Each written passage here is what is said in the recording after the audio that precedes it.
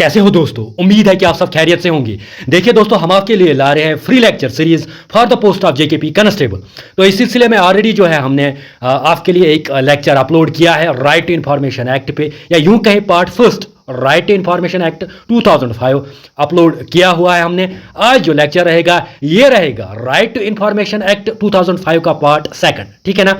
लेकिन ये जो लेक्चर है ये हम कराएंगे थ्रू एमसीक्यूज के जरिए, क्योंकि अगर हम देखें पार्ट फर्स्ट में ऑलरेडी हमने 80% जो है कवर किया हुआ है, तो रिमेनिंग 20% हम इस पार्ट में कवर करने वाले हैं। अब मेरा यह मानना है कि अगर आपने ये लेक्चर एक बार देख लिया ना, तो मेरा यह मानना है कि आपका कोई भी क्वेश्चन नहीं छूटेगा एग्जाम्स में, क्योंकि मैंने ये जो लेक्चर है बहुत ही ज्यादा अच्छे तरीके से प्रिपेयर किया है, क्योंकि इसमें जो कंटेंट रखा है वो एग्जाम ओरिएंटेड कंटेंट रखा है, और साथ ही साथ प्रीवियस ईयर्स क्वेश्चंस जो आए हैं, चाहे जेके पीएससी की बात करें, चाहे हम जेके एसएसबी की बात करें, चाहे हम स्टेट पीसीएस की बात करें या यूपीएससी की बात करें, तो सारे क्वेश्चंस मैंने अच्छी तरीके से इसमें इंक्लूड किए हैं, ठीक है ना। सो अब हम इस लेक्चर की शुरुआत करते हैं क्वेश्चन नंबर फर्स्ट के साथ। अब यहां पे हम शुरुआत करते हैं क्वेश्चन नंबर फर्स्ट के साथ। क्वेश्चन नंबर फर्स्ट क्या कह रहा है? Right to information act came into force on, यानी कह रहा है कि राइट टू इन्फॉर्मेशन एक्ट कब फोर्स में आ गया।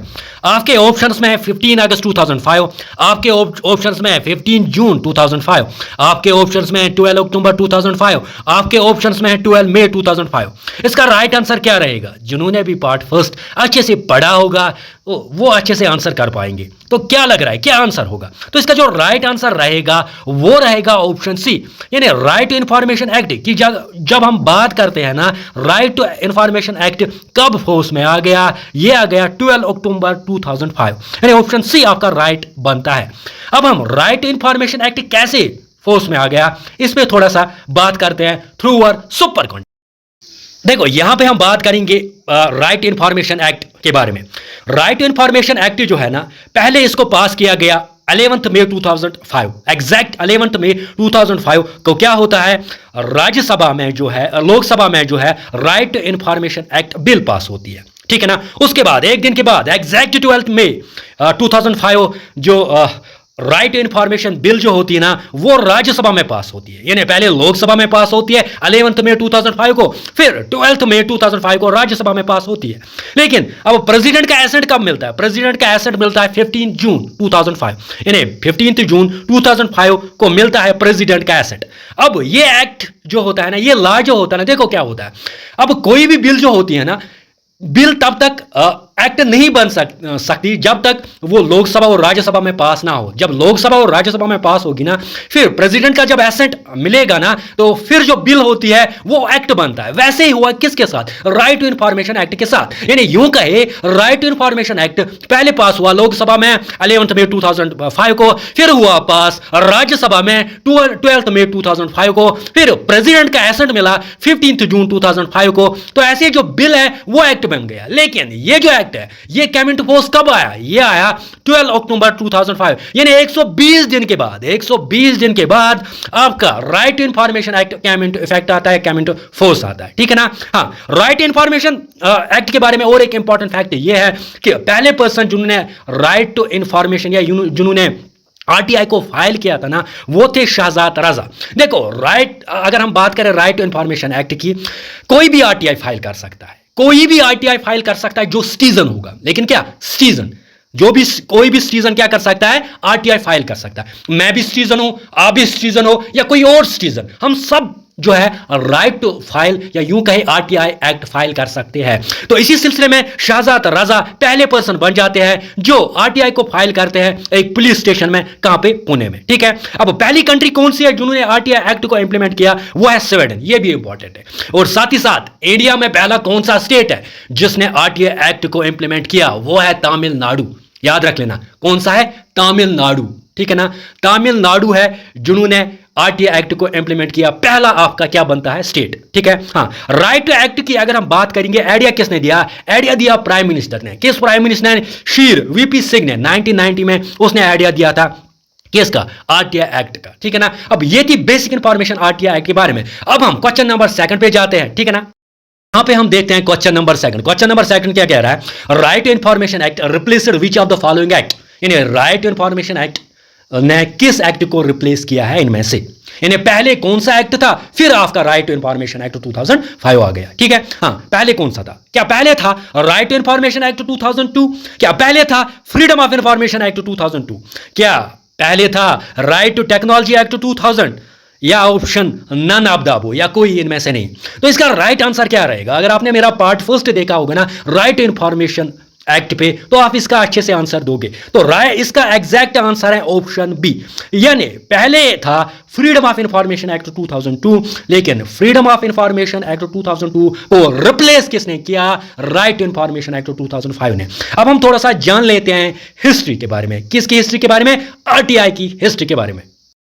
देखो यहां पे हम हिस्ट्री या बैकग्राउंड ऑफ आरटीआई एक्ट के बारे में जान लेते हैं। हिस्ट्री या बैकग्राउंड ऑफ आरटीआई एक्ट के बारे में जान लेते हैं।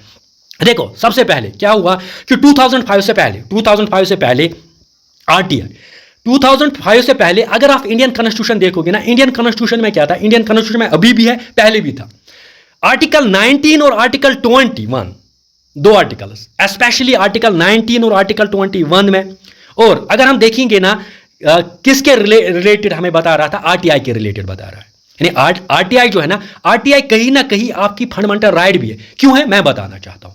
आरटीआई नो डाउट, आरटीआई आपकी कॉन्स्टिट्यूशन राइट भी है, आरटीआई आपकी लीगल राइट भी है।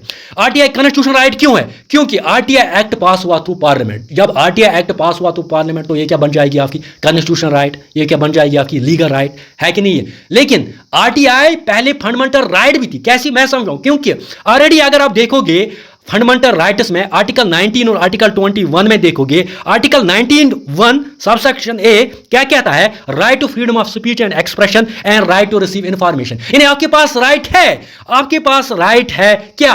Freedom of speech and expression का, और साथ ही साथ आपके पास राइट है टू रिसीव इंफॉर्मेशन।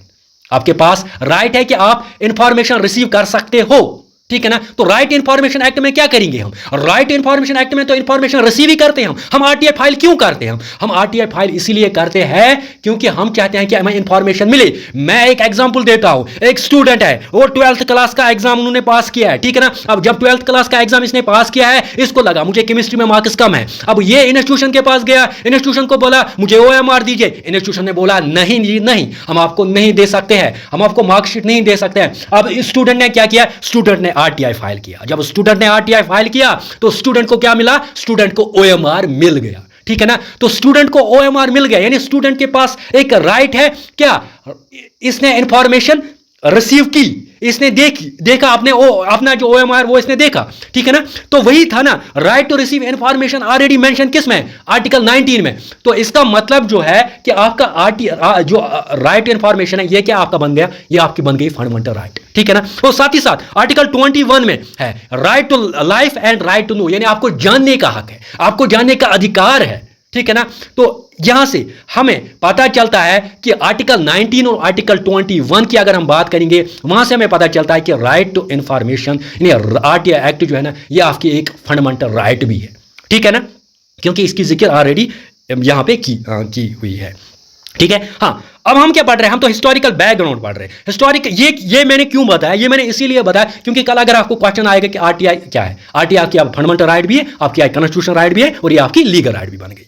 ठीक? हाँ, अब आरटीआई एक्ट जो था ना, ये 2005 में आया। ये आपने देखा कि 12 अक्टूबर 2005 में ये क्या हुआ? ये कैम इनटू फोर्स आया। लेकिन इससे पहले आपका था फ्रीडम ऑफ इंफॉर्मेशन एक्ट 2002। इससे पहले क्या था? Freedom of information act 2002। लेकिन 2004 में मनमोहन सिंह की गवर्नमेंट आती है, यानी यूपीए की गवर्नमेंट आती है, और मनमोहन सिंह प्राइम मिनिस्टर बन जाते हैं, और मनमोहन सिंह लाते हैं लैंडमार्क एक्ट। कौन सा? RTI act. Got my point? हाँ, अब देखो यहां पे भी आपने जाना। अब देखो आरटीआई एक्ट के रिगार्डिंग और एक इंपॉर्टेंट फैक्ट आ सकता है कि आरटीआई मूवमेंट, सबसे पहले आरटीआई मूवमेंट स्टार्ट की गई थी, जिसका नाम है मजदूर किसान शक्ति संगठन। आ सकता है कल, आ सकता है मजदूर किसान शक्ति संगठन। पहली आरटीआई मूवमेंट कौन सी है? पहली आरटीआई मूवमेंट है मजदूर किसान शक्ति संगठन, जो राजस्थान में जिसको स्टार्ट किया गया था to fight against local corruption. यानी राजस्थान में लोकल करप्शन बहुत ज्यादा थी, लोकल लेवल पे बहुत ज्यादा करप्शन थी, तो वहां पे एक मूवमेंट स्टार्ट की गई थी राजस्थान में, तब 1994 में, जिसका नाम क्या है? मजदूर किसान शक्ति संगठन। ठीक है ना, तो ये आ सकता है। अब यहां पे आपने क्या जाना कि आरटीआई क्या है, ये फंडामेंटल राइट है। आरटीआई क्या है, ये आपकी लीगल राइट है। आरटीआई क्या है, ये आपकी कॉन्स्टिट्यूशनल राइट है। आरटीआई से पहले क्या था, आपका फ्रीडम ऑफ इंफॉर्मेशन एक्ट 2002 था। पहली आरटीआई मूवमेंट जो स्टार्ट हुई थी वो कौन थी, वो थी मजदूर किसान शक्ति संगठन। कहां पे हुई थी, राजस्थान में हुई। कब हुई थी, 1994 में हुई थी। किस लिए हुई थी, क्योंकि अगेंस्ट करप्शन हुई थी। ठीक है, गॉट इट। अब क्वेश्चन नंबर 3 पे जाते देखते हैं। क्वेश्चन नंबर 3, क्वेश्चन नंबर 3 क्या कह रहा है, राइट टू इंफॉर्मेशन एक्ट है, राइट टू इंफॉर्मेशन एक्ट है। अब यहां पे ऑप्शंस में आपके 5 चैप्टर्स, 30 सेक्शंस, 3 शेड्यूल्स, और ऑप्शंस में आपके है 6 चैप्टर्स, 31 सेक्शंस, 2 शेड्यूल्स, और ऑप्शंस में आपके 6 चैप्टर्स, 30 सेक्शंस, 3 शेड्यूल्स, और ऑप्शंस में 5 चैप्टर्स, 31 सेक्शंस एंड 2 शेड्यूल्स। अब बताइए इसका राइट आंसर क्या रहेगा। क्या 5 चैप्टर, 36 सेक्शंस, 3 शेड्यूल्स है, या यूं कहे 6 चैप्टर्स, 31 सेक्शंस एंड 2 शेड्यूल्स है, या यूं कहे 6 चैप्टर्स, 30 सेक्शंस, 3 शेड्यूल्स है, या यूं कहे 5 चैप्टर्स, 31 सेक्शंस एंड 2 शेड्यूल्स है। राइट आंसर मुझे बताइए, क्योंकि मैंने ऑलरेडी जो है पढ़ा है पार्ट फर्स्ट में। तो इसका राइट आंसर अगर हम देखेंगे ना, इसका राइट आंसर आएगा ऑप्शन बी। ऑप्शन बी क्यों आएगा, क्योंकि अगर आप आरटीआई एक्ट की बात करोगे ना, वहां पे आप 6 चैप्टर्स पाओगे। कितने चैप्टर्स पाओगे, 6 चैप्टर्स पाओगे। कुल मिला के 31 सेक्शंस पाओगे, और कुल मिला के 2 शेड्यूल्स पाओगे। तो ये इंपॉर्टेंट है, ये इंपॉर्टेंट है। राइट आंसर यही रहेगा कि आरटीआई एक्ट में आपको मिलेंगे 6 चैप्टर्स, आरटीआई एक्ट में मिलेंगे 31 सेक्शंस, आरटीआई एक्ट में मिलेंगे आपको 2 शेड्यूल्स। अगर आपने अच्छे से नहीं पढ़ा होगा, मेरा पार्ट फर्स्ट देखिए, वो देखिए, फिर आप अच्छे से ये क्वेश्चन जो है अच्छे से इजीली कर सकते हो। तो राइट आंसर क्या रहेगा, ऑप्शन बी। ठीक है ना। अब हम देखते हैं ये 6 चैप्टर्स क्या है, वो हम यहां पे जान देते हैं। देखेंगे चैप्टर्स के बारे में। यानी हमने कहा कि इसमें 6 चैप्टर्स है, इसमें 31 सेक्शंस है, और इसमें क्या है आपके 2 शेड्यूल्स है। यही हमने कहा ना। तो पहले चैप्टर देखते हैं। पहला चैप्टर अगर हम देखें ना, वो प्रिलिमिनरी है। तो हमेशा अगर जो भी एक्ट होता है वहां पे पहला चैप्टर जो होता है प्रिलिमिनरी होता है। पहले चैप्टर की जब बात करते हैं ना प्रिलिमिनरी, उसमें सेक्शन 1 टू सेक्शन 2 आती है। क्या आती है, सेक्शन 1 टू सेक्शन 2। ठीक है। अब दूसरा जो चैप्टर है ना, ये इंपॉर्टेंट है, क्योंकि ये जुड़ा है किसके साथ, right to information, obligation of public authority. Right to information and obligation of public authority जो है वो आपका चैप्टर 2 बनेगा, और ये है 3 टू 11। क्या है, 3 टू 11, यानी सेक्शन 3 टू 11 जो है वो है आपका चैप्टर नंबर 2। ठीक है। अब चैप्टर नंबर 3 है सेंट्रल इंफॉर्मेशन कमीशन। क्या है, सेंट्रल इंफॉर्मेशन कमीशन। और अगर हम इसकी सेक्शन देखेंगे ना, यह है 12 टू 14। क्या है, 12 टू 14। Got my point. उसके बाद state information commission, 4th chapter कौन सा है, स्टेट इंफॉर्मेशन कमीशन। अगर इसमें देखेंगे कितने सेक्शन है, यह है आपका 15 to 17।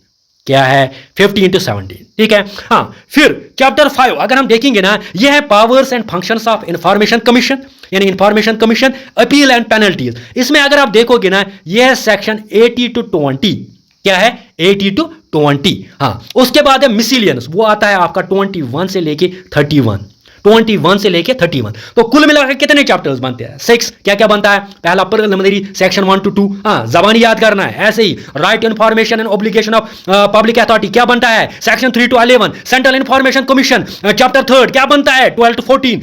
Chapter 4 state information commission क्या बनता है, 15 टू 17। चैप्टर 5 क्या बनता है आपका, powers and functions of information commission, appeal, penalties, section क्या बनती है, 18 टू 20। और लास्ट पे आपका चैप्टर 6 जो होता है वो क्या है आपका मिसिलियनस, सेक्शन क्या बनती है, 21 से लेके 31। Got my point. तो ये आपने जाना 6 चैप्टर्स है और 31 सेक्शन है। हाँ, और 2 शेड्यूल्स है। 2 शेड्यूल्स क्या है, एक तो है form of oath by CIC, यानी form of oath by CIC, यानी चीफ इंफॉर्मेशन कमीशन के जो मेंबर्स जब ओथ लेते हैं ना, तो वो किस में है, वो शेड्यूल 1 में है। और शेड्यूल 2 जो है ना, वो है intelligence and security establishment by central government, intelligence and security establishment by central government. आगे जाते हैं क्वेश्चन नंबर 4।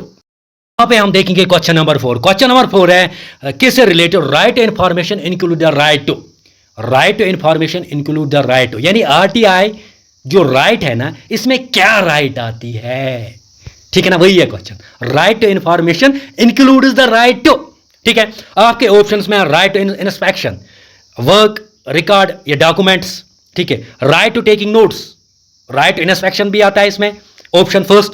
ऑप्शन 2 है आपका राइट टू टेकिंग नोट्स, यानी आप एक्सट्रैक्ट कर सकते हो कॉपीज या रिकॉर्ड्स।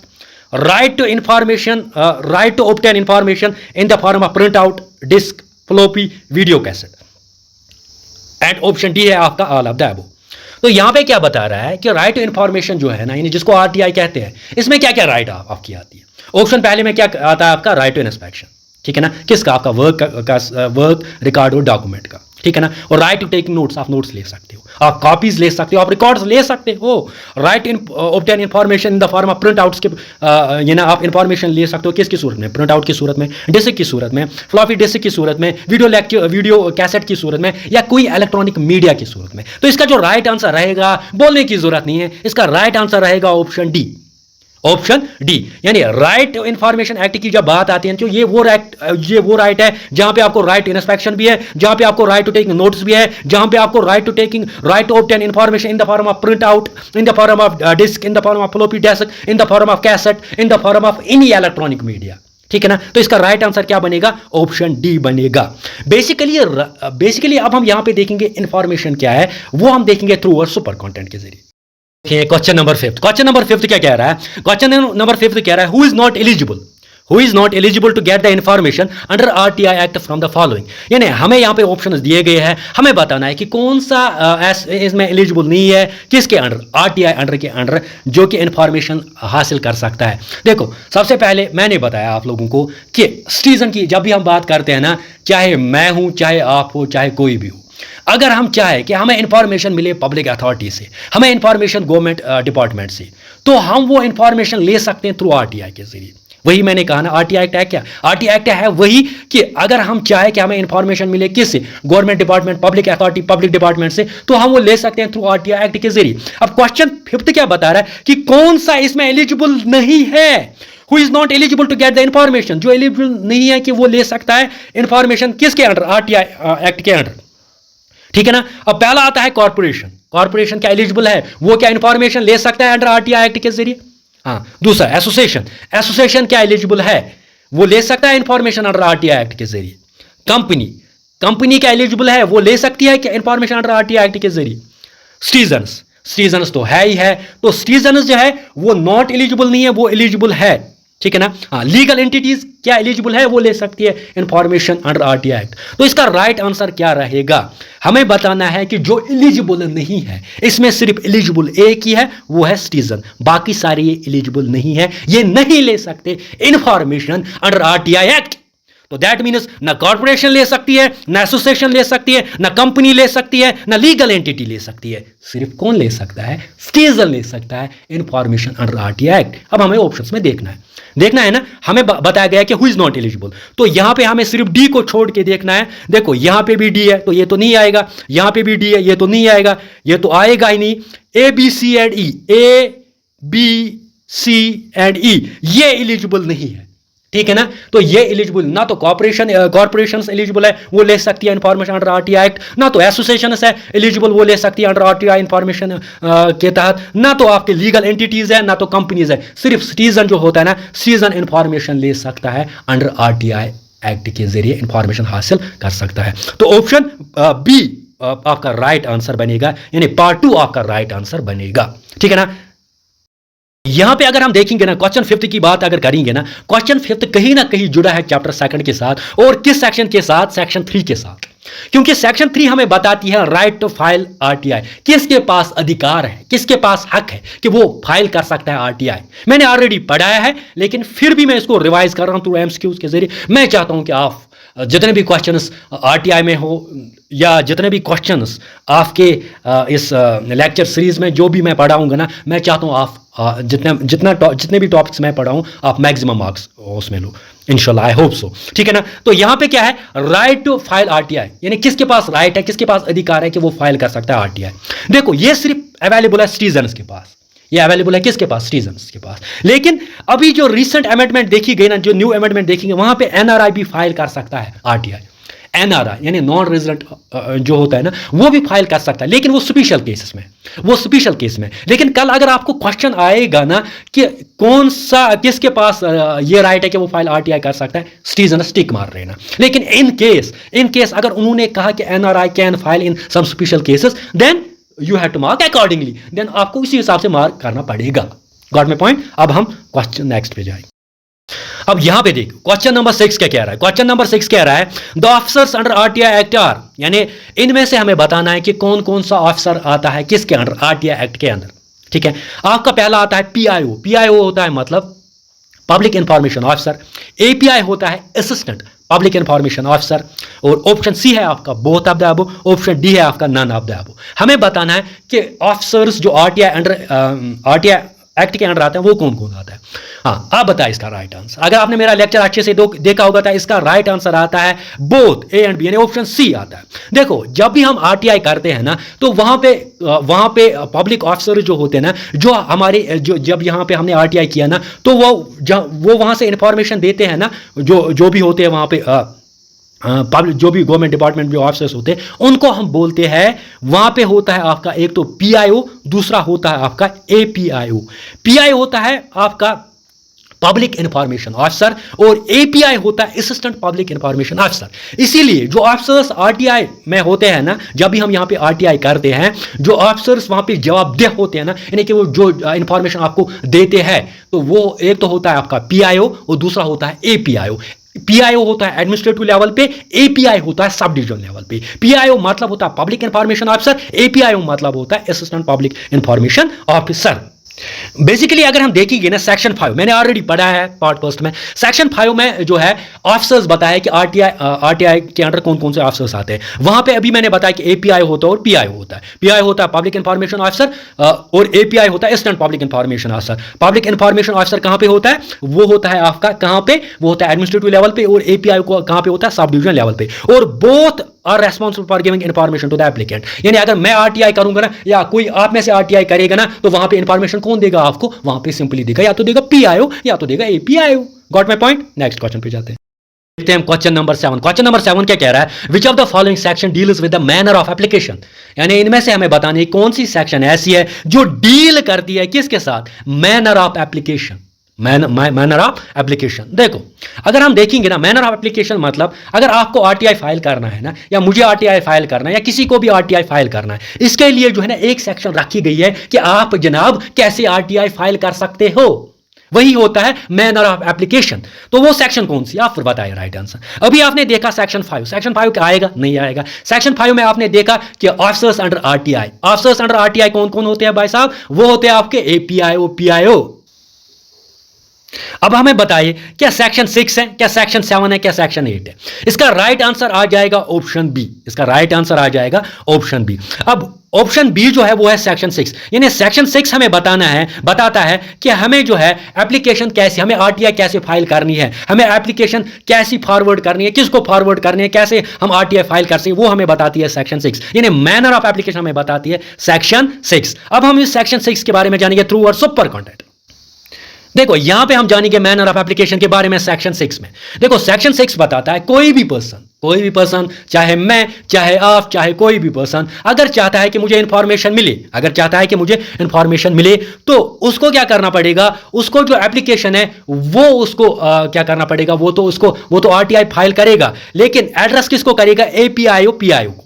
यानी वो एप्लीकेशन किसके पास जाएगी, या जाएगी एपीआईओ के पास या जाएगी पीआईओ के पास, क्योंकि मैंने ऑलरेडी बताया आपको सेक्शन 5 डील करता है किसके साथ, ऑफिसर्स अंडर आरटीआई। वो कौन से, वो तो आ जाएगा या तो public information officer administrative level पे होता है, या एपीआई होता है assistant public information officer sub division level पे। देखो होता क्या है यहाँ पे, इंपॉर्टेंट आपको याद रखना क्या। और क्वेश्चन क्या आ सकता है, क्वेश्चन कैसे आ सकता है, क्वेश्चन आ सकता है ये एप्लीकेशन भेज सकता है हैंड रिटन भी और टाइप्ड भी, ये टाइप भी कर सकता है वो भी चलेगी, हैंड रिटन भी वो भी चलेगी। अब क्वेश्चन यहां से आता है, जब आपने भाई साहब आरटीआई जब आप फाइल करोगे ना, आपने एप्लीकेशन जो है ना टाइप वाली ली ना, आपको फी कितना पे करना पड़ेगा, आपको फी पे करना पड़ेगा 10। क्वेश्चन आता है जब भी आप आरटीआई फाइल करोगे आपको कितना फी पे करना पड़ेगा, कितना पे करना पड़ेगा, 10 रुपीज पे करना पड़ेगी। Got my point. लेकिन बीपीएल के लिए एग्जेम्प्टेड है, बीपीएल जो कैटेगरी ना दे आर एग्जेम्प्टेड, उनको कोई फी पे करना नहीं पड़ेगा, ठीक है। तो आपने यहां पे जो है ना फी से भी क्वेश्चन आ सकता है,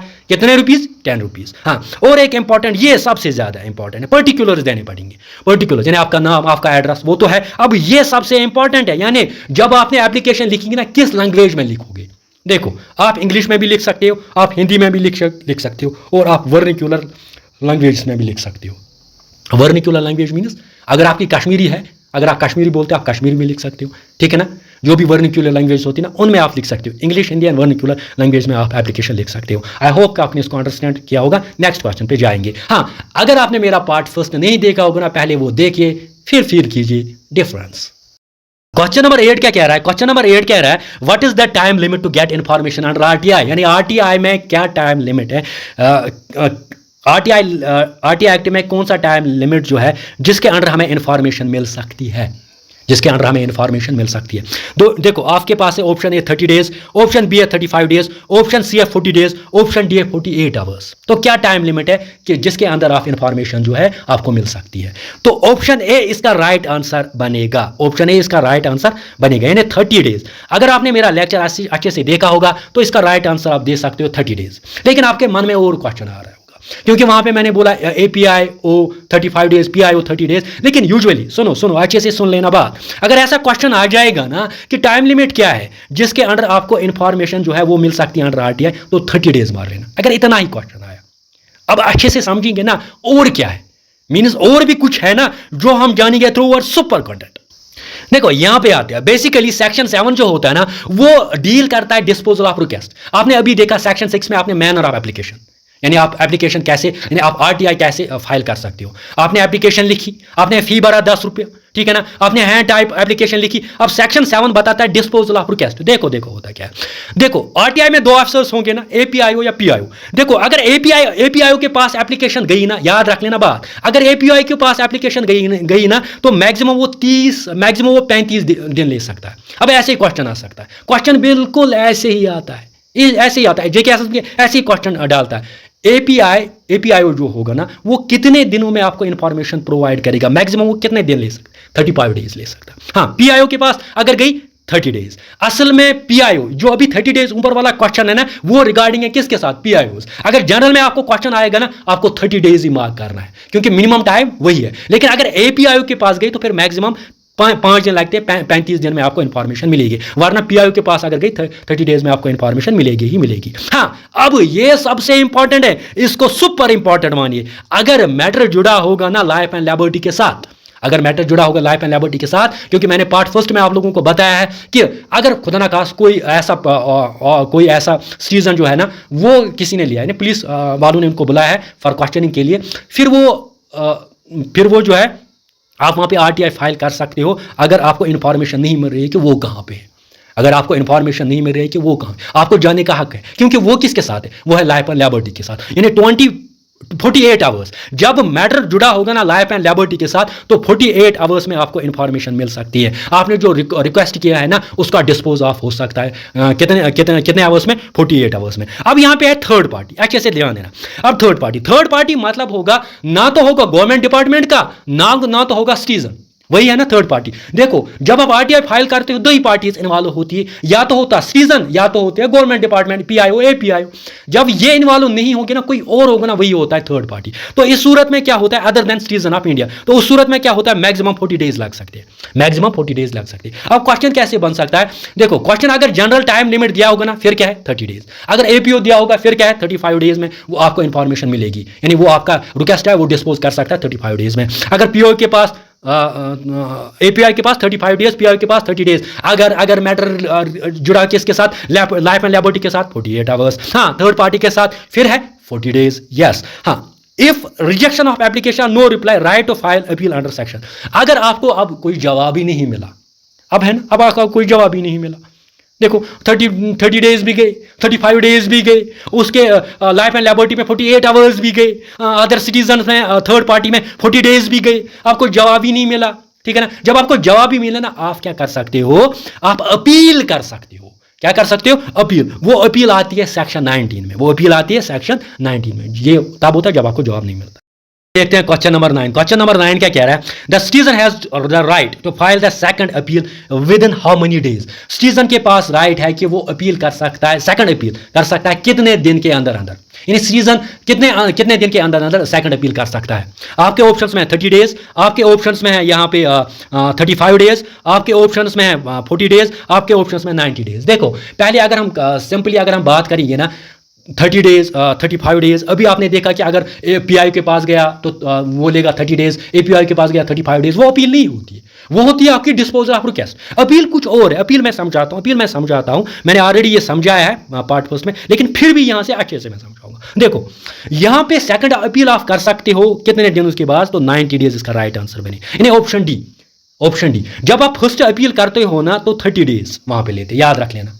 फर्स्ट अपील क्या करते हो, फर्स्ट अपील जो होती है ना, अच्छे से समझ लेना, मेरी बात अच्छे से समझ लेना, मैं पढ़ाऊंगा बड़े मजे से पढ़ाऊंगा और अच्छे से पढ़ाऊंगा, आपको समझाऊंगा, पूरी एक एक कंसेप्ट समझाऊंगा। देखो पहली अपील, फर्स्ट अपील लेता है 30 डेज। कितना लेता है बेटा? 30 डेज। 30 डेज कितना लेता है? 30 डेज। यानी 30 डेज के अगर 30 डे हो गई ना फर्स्ट अपील को, तो फिर आप सेकंड अपील कर सकते हो, और जो सेकंड अपील कर सकते हो ना वो कर सकते हो आप 90 डेज में, यानी विद इन 90 डेज में आपको सेकंड अपील करनी पड़ेगी। देखो फर्स्ट अपील जो करते हो ना उसके लिए आपको पहले आपको सेकंड अपील के लिए वेट करना पड़ेगा पहले 30 डेज, ठीक है ना। लेकिन अब सेकंड अपील आप कितने दिन में कर सकते हो, फिर वो कर सकते हो आप with in 90 days, with in 90 days आप कर सकते हो। देखो होता क्या, असल में होता क्या, मैं समझाता हूँ। असल में होता क्या है, असल में होता क्या है, जब एपीआईओ या पीओ आपको इंफॉर्मेशन जब उनसे नहीं मिलेगी ना, फिर आप अपील कर रहे हो ना अंडर सेक्शन 19, फिर आप अपील कर रहे हो कि हमें जो है जवाब नहीं मिला। लेकिन जो पहली अपील होती है ना, पहले अपील जाती है, जो भी ऑफिसर होगा ना higher the rank of APIO PIO, APIO और पीआईओ, एपीआईओ और पीआईओ के जो हायर में होगा ना, पहले अपील उसके पास जाती है, उसको कहा जाता है एपिलेट अथॉरिटी। क्या कहा जाता है? Appellate authority. किसके पास जाती है? पहले एपिलेट अथॉरिटी के पास। फिर क्या होता है, फिर अगर आप उसके पास भी आपको जवाब नहीं मिलेगा, फिर आप सेकंड अपील कर सकते हैं। उसी सेकंड अपील की मैं बात कर रहा हूं कि 90 डेज। बात आ रही है समझ? बिल्कुल आ रही है समझ, आपको बिल्कुल आ रही है समझ। आपने ये जाना कि अगर एपीआई और पीपीआई ने 35 डेज में नहीं दिया, पीआई ने 30 डेज में नहीं दिया, फिर आप अपील करते हो। जो अपील होती है वो किसके पास पहले जाती है? जो भी ऑफिसर होगा higher rank of API PI, उसको क्या कहते हैं? अपीलेट अथॉरिटी, उसके पास जाती है। लेकिन जब वो नहीं देता है, फिर आप क्या करते हो? फिर आप सेकंड अपील करते हो, वो भी कर सकते हो विद इन 90 डेज में। Question number 10। क्वेश्चन नंबर 10 जो है ना, ये क्या कह रहा है? Which of the following are exempted under RTI act 2005। हमें बताना है कि आरटीआई एक्ट में किसको एग्जेम्प्टेड रखा गया है, यानी जहां पे आप आरटीआई फाइल नहीं कर सकते हो।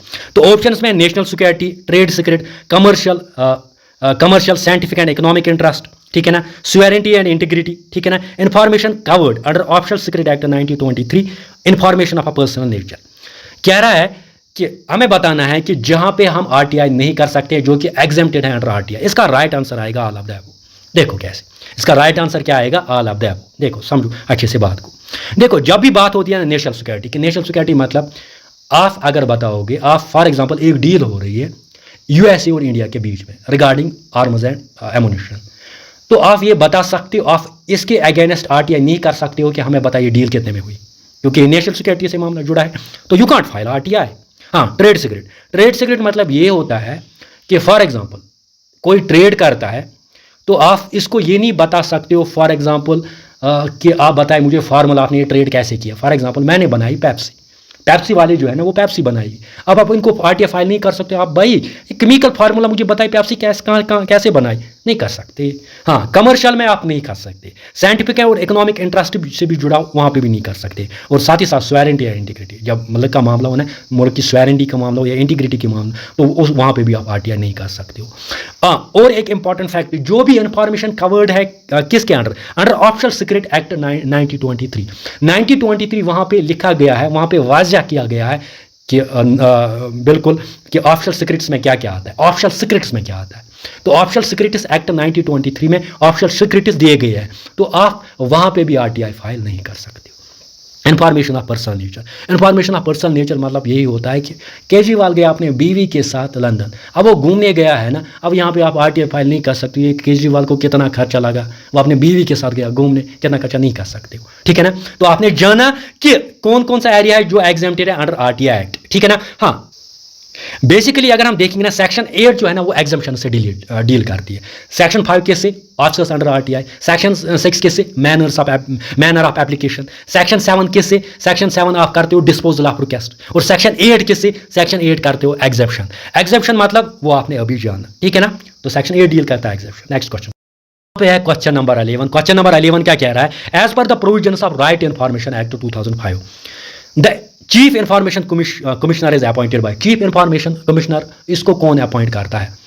अगर आप लोगों को पता होगा, मैंने अभी जब चैप्टर्स पढ़ाए थे ना, तो चैप्टर 3 में मैंने बोला चीफ इंफॉर्मेशन कमिश्नर, और चैप्टर 4 में बोला स्टेट इंफॉर्मेशन कमिश्नर। क्योंकि मैंने ऑलरेडी पार्ट फर्स्ट में डिस्कस किया, मैं फिर भी डिस्कस करने वाला हूं यहां पे।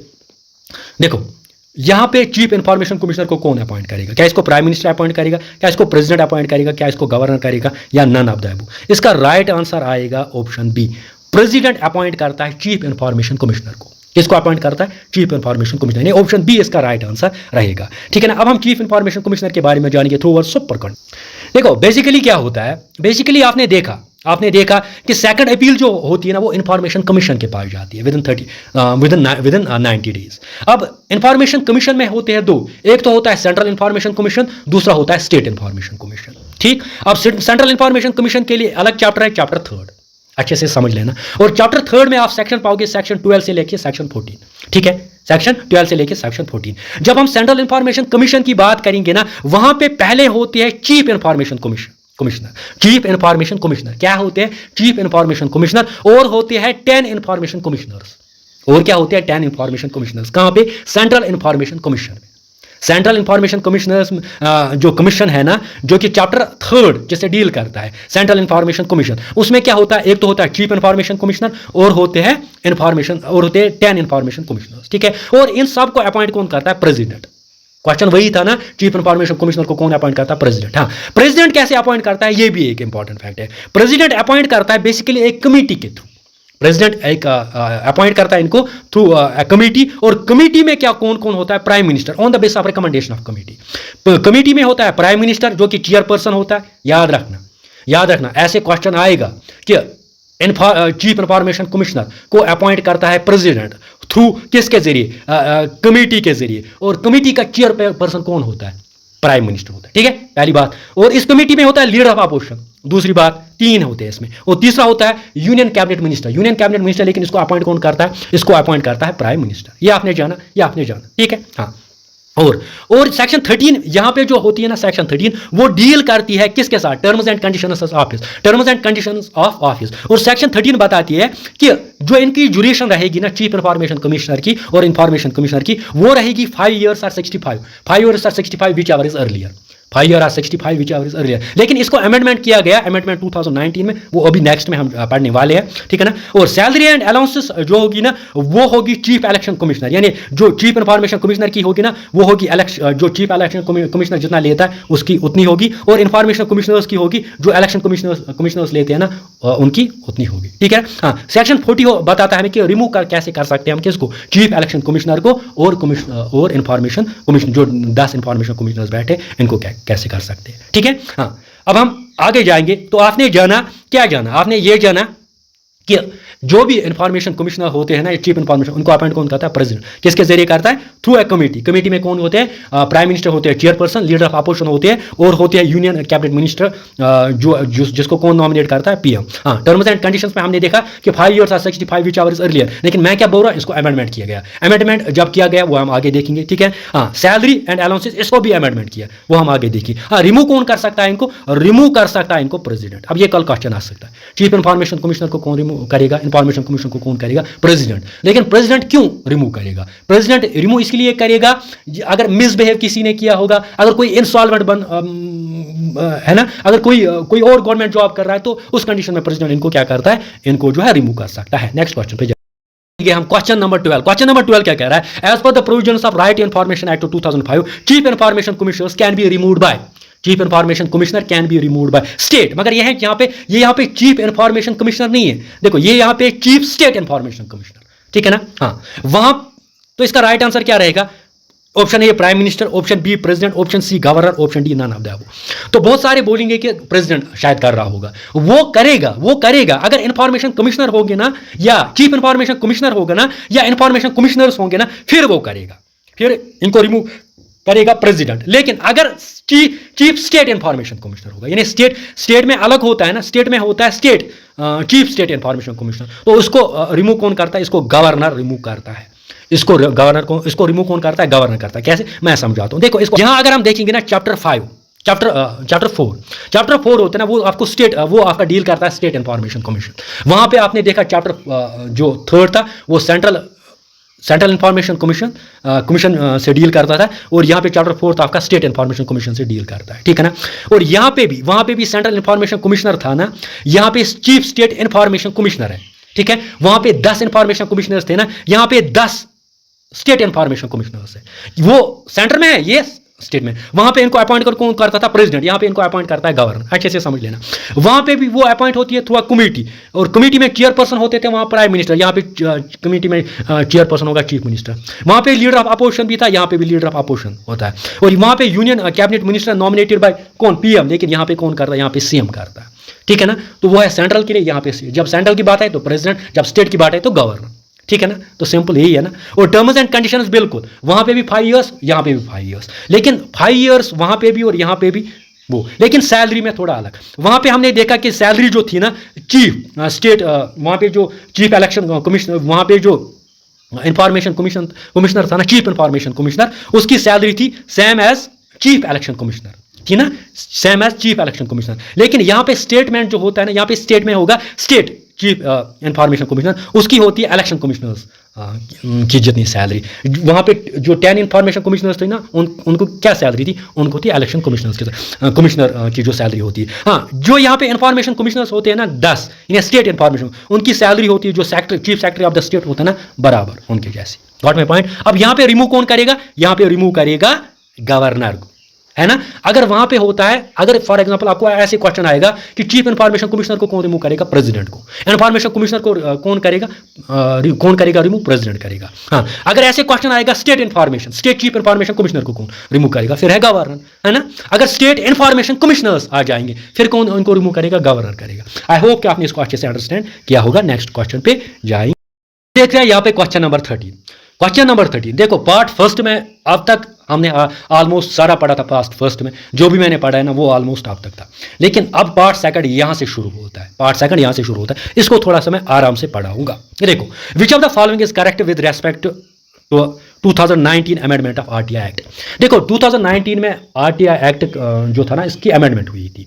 अब हमें बताना है कि इनमें से करेक्ट कौन है।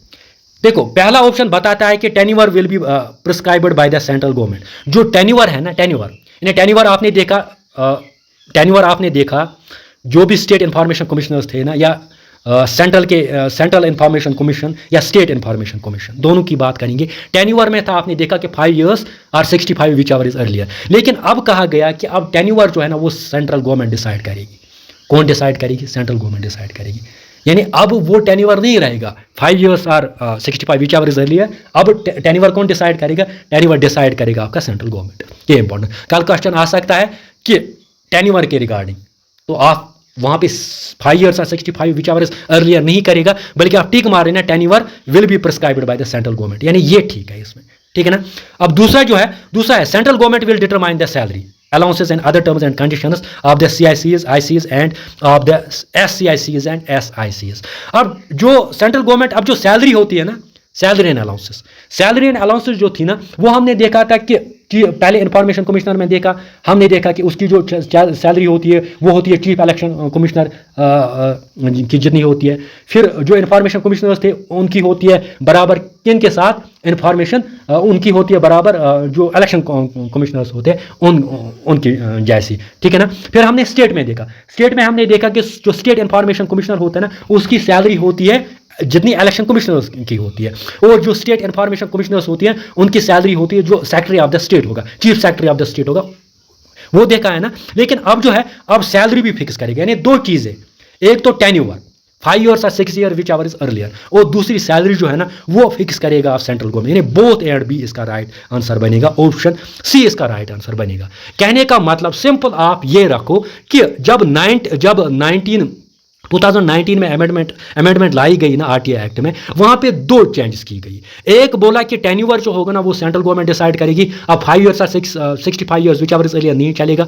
वो साथ ही साथ सैलरी जो होगी, अलाउंसेस जो होगी, कंडीशन जो होगी, वो भी डिसाइड कौन करेगा? वो भी डिसाइड करेगा सेंट्रल गवर्नमेंट। यानी 2 चीजें आप सेंट्रल गवर्नमेंट करेगी, एक तो टेन्योर और दूसरी salary and terms and condition जो भी आती है, चाहे अलाउंसेस आती है या बाकी जो भी सैलरी से रिलेटेड टर्म्स एंड कंडीशन, वो डिसाइड करेगी central government.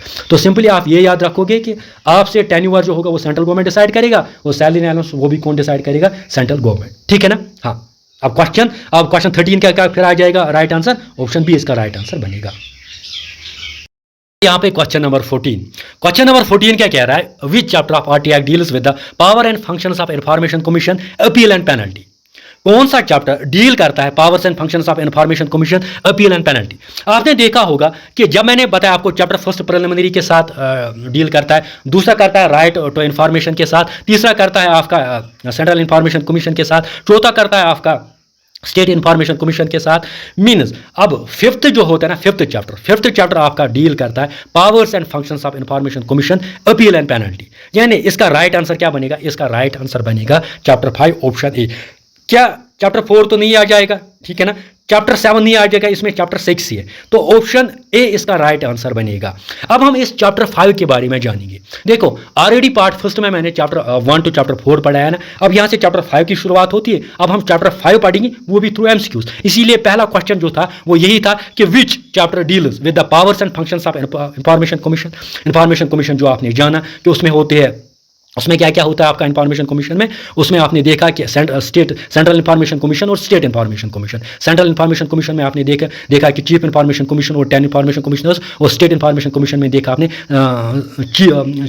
State chief information commissioner और स्टेट इंफॉर्मेशन कमिश्नर्स, ठीक है ना। अब इनके पावर्स एंड फंक्शंस और अपील एंड पेनल्टी। अब ये भी appeal and penalty, powers and functions अलग है, अपील पे अलग सेक्शन है और पेनल्टी पे अलग सेक्शन है। ये कुल मिला के अगर हम देखेंगे ना, इसमें 3 सेक्शंस आएंगे। कितने सेक्शंस आएंगे, 3 सेक्शंस आएंगे, वो हम पढ़ेंगे इसमें।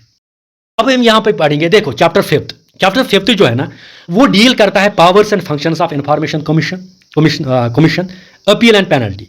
और ये अगर आप देखोगे ना, इसमें आप यूजुअली जो है ना, पहले हम पढ़ेंगे section 18।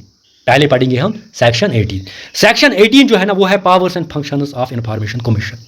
Powers and functions of information commission जो है ना, वो सेक्शन 18 डील करता है, ठीक है ना। उसके बाद क्या है इसमें, उसके बाद अपील है, वो सेक्शन 19 है, वो मैंने ऑलरेडी आपको पढ़ा है कि अपील का कैसे कर सकते हैं, वो ऑलरेडी मैंने पढ़ा है, वो पढ़ने की जरूरत नहीं है। और सेक्शन 20 जो है ना, पेनल्टी में पढ़ाऊंगा, ठीक है ना। हाँ, 19 मैंने फर्स्ट पार्ट में पढ़ा है, वो मैं नहीं पढ़ूंगा, पेनल्टी में पढ़ाऊंगा। लेकिन पहले सेक्शन 18 देखते हैं। देखो सेक्शन 18 क्या कह रहा है। सेक्शन 18 क्या कह रहा है, अब यहाँ पे powers and functions of information commissioner.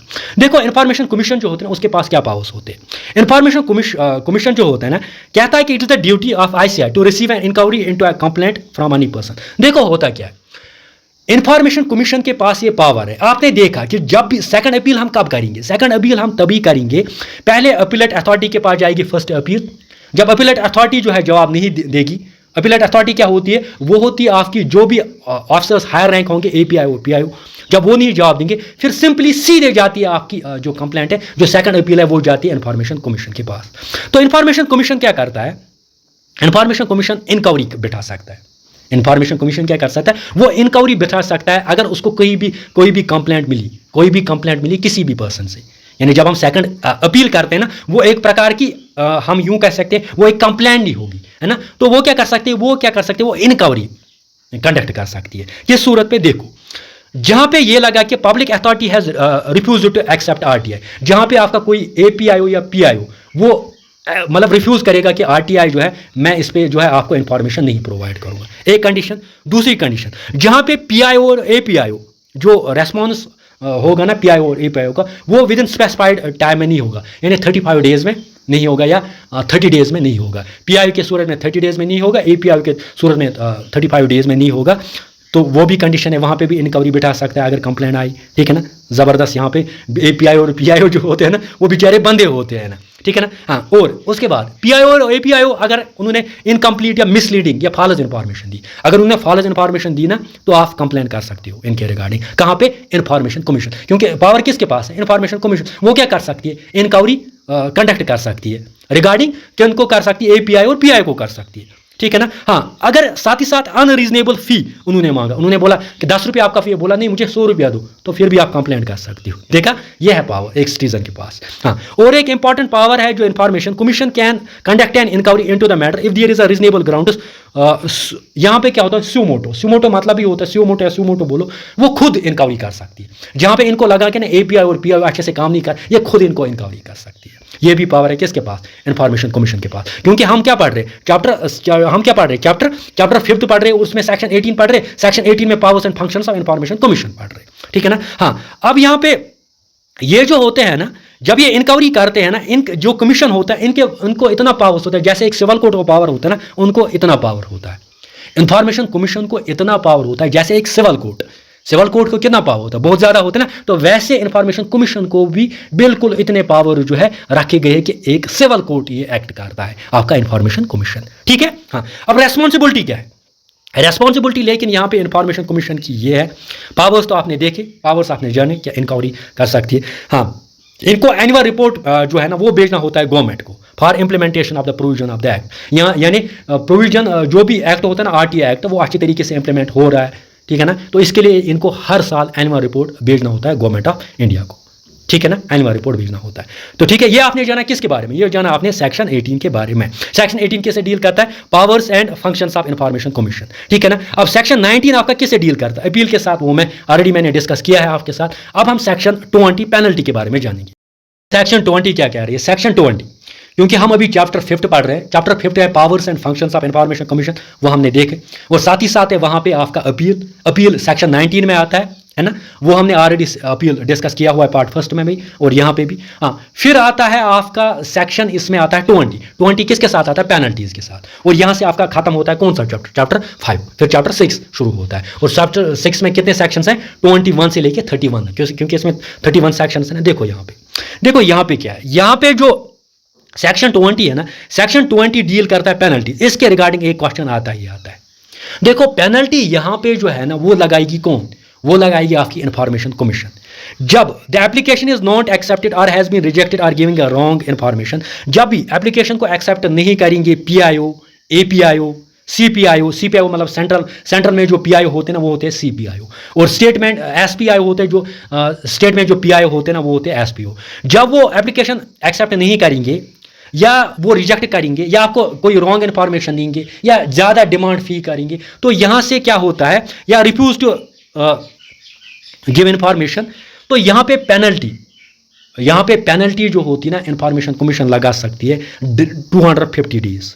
ये इंपॉर्टेंट, ये क्वेश्चन आता है कि इंफॉर्मेशन कमीशन कितनी पेनल्टी लगा सकती है पीआईओज और APIOs for their negligence, for erring, ठीक है ना, फॉर एयरिंग पीआईओज। एयरिंग मतलब होता है मतलब जो गलत कर रहे होंगे, ठीक है ना।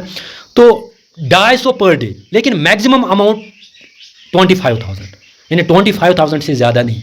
अगर 25,000 से ज़्यादा हुआ ना, फिर अगर ये रिपीटली उन्होंने किया ना, अगर रिपीटली उन्होंने किया यानी 2.5 दिन 250 डेज हर दिन के बनेंगे ना, ज़्यादा से ज़्यादा कितना बनेगा? अब ये आ सकता है कि पर डे कितना, पर डे 250 डेज इनको पेनल्टी जो है वो चार्ज की जा सकती है, और ज़्यादा से ज़्यादा कितना 25,000, ये आपको याद रखना है। और अगर रिपीटेडली उन्होंने किया, फिर उनके खिलाफ डिसिप्लिनरी एक्शन स्टार्ट होगी, ठीक है ना। और वो किस सूरत में? अगर उन्होंने इंफॉर्मेशन फर्निश नहीं की, मैलाफाइड डिनाइल, लेकिन मैलाफाइड जहाँ पे उनको मतलब पर्सनल इंटेंशन से वो कर रहे हैं, इनकरेक्ट इंफॉर्मेशन या कोई डिस्ट्रॉय वो इंफॉर्मेशन कर रहे हैं ना, तो वहाँ पे इनके खिलाफ डिसिप्लिनरी एक्शन भी होगी। तो सिंपली पेनल्टी में आपको ज़्यादा याद नहीं रखना है, सिंपली ये याद रखना है कि पेनल्टी जो है वो लगाई जा सकती है 250 डेज पर डे। हाँ, ज़्यादा से ज़्यादा कितना 25,000। अगर रिपीटली वो फिर से कर रहा है ना, वो कहाँ करेगा रिपीटली, ठीक है ना, तो उस खिलाफ डिसिप्लिनरी एक्शन जो होगी वो स्टार्ट होगी। तो ये था आपका पेनल्टी। हाँ, अब जो है आपका कौन सा चैप्टर? अब है आपका लास्ट चैप्टर 6, वो हम पढ़ने वाले। देखते हैं क्वेश्चन नंबर 15। क्वेश्चन नंबर 15 क्या कह रहा है? Which of the following chapter of RTI act deals with section 21 to 31, यानी कौन सा सेक्शन यानी कौन सा चैप्टर आरटीआई एक्ट का डील करता है किस सेक्शन के साथ? सेक्शन 21 से section 21 to section 31, chapter 4, chapter 5, chapter 6, chapter 7। अगर हम देखें चैप्टर 7 है ही नहीं, ठीक है ना। चैप्टर 4 आपने देखा और चैप्टर 5 भी आपने जाना। अब इसका राइट आंसर क्या बनेगा? इसका राइट आंसर बनेगा चैप्टर 6। देखो जो लास्ट चैप्टर है ना, लास्ट चैप्टर है मिसिलियंस आपका, यानी चैप्टर 6 आपका मिसिलियंस है। और इस मिसिलियंस चैप्टर की अगर हम बात करेंगे ना, इसमें आप सेक्शन पाओगे 21 से लेके 31 तक, 21 से लेके 31 तक, जो कि लास्ट चैप्टर है। अब ये हम डिटेल में पढ़ेंगे through words of super content. बात करेंगे चैप्टर 6 की। चैप्टर 6 जो है ये लास्ट चैप्टर है, और ये चैप्टर जो अगर हम देखेंगे ना, ये डील करता है मिसिलियंस के साथ। और ये चैप्टर जो है इसमें आप देखोगे सेक्शन 21 से लेकर सेक्शन 31। सेक्शन 21 देखते हैं। सेक्शन 21 मतलब होता है protection of action taken in a good faith. देखो कोई भी पब्लिक सर्वेंट अगर कोई भी एक्ट करेगा ना, कोई भी काम करेगा इन अ गुड फेथ, तो उसके खिलाफ कोई प्रोसिक्यूशन नहीं होगी, उसके खिलाफ कोई लीगल प्रोसीडिंग नहीं होगी। सिंपली आपको ऐसे याद रखना है, क्या कि सेक्शन 21 कह रहा है कि कोई भी गवर्नमेंट सर्वेंट या कोई भी गवर्नमेंट एम्प्लॉई अगर क्या करेगा, कोई भी एक्ट करेगा, कोई भी काम करेगा इन अ गुड फेथ, तो उसके खिलाफ कोई प्रोसिक्यूशन नहीं होगी, उसके खिलाफ कोई सूट नहीं होगा, ठीक है ना। हाँ, अब सेक्शन 22 क्या कह रहा है? सेक्शन 22 कह रहा है overriding effect. Section 22 basically है overriding effect. Overriding मतलब होता है किसी के ऊपर चले जाना, वही होता है ओवर राइडिंग। देखो क्या होता है, provision of this act over ride the other acts. For example official secret act 1923। देखो कभी भी अगर आरटीआई एक्ट किसी और एक्ट के साथ, आरटीआई एक्ट अगर किसी और एक्ट के साथ कभी टकराता है ना, टकराता मतलब है कि आरटीआई एक्ट जो होगा वो हमेशा ओवरराइड करेगा किसी भी एक्ट को। देखो यहाँ पे अगर ऑफिशियल सीक्रेट एक्ट की बात हम करेंगे 1923 की, उसमें एग्जेप्शंस है, उसमें एग्जेप्शंस है कि आरटीआई, उसमें एग्जेप्शन है किस किस पे आरटीआई नहीं कर सकते हैं, ठीक है। लेकिन आरटीआई एक्ट में खुद आप देखोगे सेक्शन 8 जो है वहां पे एग्जेप्शन है। तो लेकिन आरटीआई एक्ट जो है ना, आरटीआई एक्ट ओवरराइड करता है यहाँ पे किसको? ऑफिशियल सीक्रेट एक्ट को। यानी माना कौन जाएगा यहाँ पे? ऑफिशियल आपका आरटीआई एक्ट जो है वो माना जाएगा as compare to official secret act 1923। कहने का मतलब है कि जो आरटीआई एक्ट होता है ना, जो भी प्रिवेलेंट एक्ट जो भी होंगे बाकी, तो आरटीआई एक्ट हमेशा उनको ओवरराइड करेगा, वो है आपका सेक्शन 22। सेक्शन 23 क्या कह रहा है? Bar of jurisdiction of the courts, no court shall entertain any suit और proceeding in respect of the order made by this act. देखो अगर कोई भी एक्ट क्या होगा, पास करेगा आरटीआई, अगर कोई भी ऑर्डर पास करेगा ना थ्रू बाय आरटीआई एक्ट, अगर कोई भी ऑर्डर पास किया जाएगा तो इसको कोई कोर्ट चैलेंज नहीं कर सकता है। सिर्फ एक ही केस में, अगर अपील के केस में जो है वहां पे चैलेंज कर सकते हैं, अगर इसने अपील की कहां पे? आरटीआई एक्ट में। लेकिन अगर उसके बगैर कोई भी ऑर्डर पास किया आरटीआई एक्ट ने, फिर जो है कोई भी कोर्ट उसको चैलेंज नहीं कर सकता है, वो है सेक्शन 23, ठीक है ना। अब सेक्शन 24 क्या कह रहा है देखेंगे। सेक्शन 24 कह रहा है act not apply certain organisation specified in the schedule of this act. यानी ये जो एक्ट है ये अप्लाई नहीं होता है स्पेसिफिक ऑर्गेनाइजेशन जो कि मेंशन है कहां पे? Schedule 2 of this act. Provided that कि अगर ये पर्टेन करता हो करप्शन और ह्यूमन राइट से, फिर ये जो एक्ट है वो अप्लाई होगा। कहने का मतलब ये है कि ये एक्ट अप्लाई नहीं होगा सर्टेन ऑर्गेनाइजेशन से जो मेंशन कहां पे की गई है? शेड्यूल 2 में। लेकिन ये एक्ट तभी अप्लाई होगा अगर मैटर रिलेटेड हो किसके साथ? करप्शन और ह्यूमन राइट्स के साथ। हाँ, सेक्शन 25 सिंपल है, मॉनिटरिंग एंड रिपोर्टिंग, यानी prepare of report by CIC and SIC and prepare to the government. ठीक है, देखो होता क्या है, देखो सेक्शन 25 के में हम क्या करते हैं, देखो जो आपका सीआईसी होता है ना, वो एक एनुअल रिपोर्ट बनाता है, ना, और सबमिट किसको करता है? और सबमिट करता है गवर्नमेंट को। तो वो मेंशन किया गया है सेक्शन 25 में कि यहाँ पे मॉनिटरिंग एंड रिपोर्टिंग जो होगी, यहाँ पे रिपोर्ट करेगा सीआईसी एंड एसआईसी, यानी चीफ इंफॉर्मेशन आपका सीआईसी होता है सिंपली चीफ इंफॉर्मेशन कमिश्नर और स्टेट इंफॉर्मेशन कमिश्नर, जो कि गवर्नमेंट को वो फिर जो है वो एनुअली जो है सबमिट कर सकते हैं। ठीक है, अब यहाँ पे सेक्शन 26 क्या कह रहा है, देखो यहाँ पे सेक्शन 26 कह रहा है appropriate government to prepare programmes to make general public aware about RTI and scope. देखो गवर्नमेंट को क्या करना चाहिए, गवर्नमेंट को प्रोग्राम्स मतलब ना ये प्रोग्राम्स कंडक्ट करने चाहिए और पब्लिक जनरल पब्लिक को अवेयर करना चाहिए अबाउट आरटीआई और इसका स्कोप, वो आता है सेक्शन 26। तो सिंपली सेक्शन 26 आप सिंपली ये याद रखो कि सेक्शन 26 के तहत गवर्नमेंट को क्या करना चाहिए, गवर्नमेंट को अवेयर करना चाहिए पब्लिक को किस रिगार्डिंग आरटीआई एक्ट होता क्या है, इसका क्या स्कोप है, ठीक है ना, कैसे हम आरटीआई फाइल कर सकते हैं, आरटीआई एक्ट कहाँ पे अप्लाई होता है, क्या एग्जेप्शंस है आरटीआई एक्ट में, तो ये सेक्शन 26 आपको बताता है। सेक्शन 27 सिंपल है, power to make rules by appropriate government, the government make rules to carry out the provisions of this act. देखो सेक्शन 27 क्या कह रहा है, power to make rules by appropriate government, the government rules to carry out the provisions of this act. Government को rules बनाने चाहिए, government को क्या करने चाहिए, रूल्स बनाने चाहिए ताकि जो इसके प्रोविजंस होंगे ना इस एक्ट के, वो कैरी कर पाए, ठीक है ना। सेक्शन 28 देखो सेक्शन 27 में गवर्नमेंट को रूल्स बनाने चाहिए, सेक्शन 28 में कॉम्पिटेंट अथॉरिटी जो है वो रूल्स बना सकती है, कॉम्पिटेंट अथॉरिटी जो है ना वो रूल्स बना सकती है। और सेक्शन 29 में लेइंग ऑफ रूल्स, ठीक है ना। और सेक्शन 30 जो होता है पावर टू रिमूव डिफिकल्टीज, अगर कोई भी डिफिकल्टी हो रही है ना किस में, आरटीआई एक्ट में, तो वो हम वो जो है RT एक्ट जो है वो डिफिकल्टी जो है वो रिमूव की जा सकती है एज पर सेक्शन 29 और सेक्शन 31 होता है सिंपली रिपील। अब ये हमेशा देखा गया कि जब इससे पहले RT एक्ट से पहले क्या था आपका फ्रीडम ऑफ इंफॉर्मेशन एक्ट 2002 था। अब इसको रिपील किसने किया? इसको रिपील किया आपके RT एक्ट ने। अगर आपको ये लेक्चर अच्छा लगा ना तो इसको शेयर करना और साथ ही साथ कमेंट करना कि ये लेक्चर अच्छा लगा। अब ये जो सेक्शन है ज़्यादा इंपॉर्टेंट नहीं है, इसीलिए मैंने फोकस नहीं किया, क्योंकि यहाँ पे सिंपली आपको सेक्शन आ जाएगी कि सेक्शन 31 किसके रिगार्डिंग है, तो रिपील के रिगार्डिंग है। ऐसे आ जाएगी आपको सेक्शन 22 किसके रिगार्डिंग है, ओवरराइडिंग इफेक्ट के रिगार्डिंग है। सेक्शन 21 किसके रिगार्डिंग है, protection of action taken in a good faith, यानी अगर कोई गवर्नमेंट सर्वेंट कोई भी एक्शन कर रहा है, कोई भी काम कर रहा है गुड फेथ में, तो उसके खिलाफ आप प्रोसिक्यूशन नहीं कर सकते, उसके खिलाफ सूट जो है नहीं हो सकता, उसके खिलाफ प्रोसीडिंग जो है लीगल प्रोसीडिंग नहीं हो सकती है, ठीक है ना। सेक्शन 23 ऐसे आपको बोल रहा है कि अगर कोई भी ऑर्डर जो पास करता है RTI तो वो किसी कोर्ट में चैलेंज नहीं हो सकता है, सिर्फ सिंपली जहां पे अगर अपील होगा तो अपील वो है वो चैलेंज हो सकती है, ठीक है ना। तो ये इंपॉर्टेंट सेक्शन है, आपको ये याद रखनी है। आई होप कि आपने इस लेक्चर को पसंद किया होगा। Thanks for watching.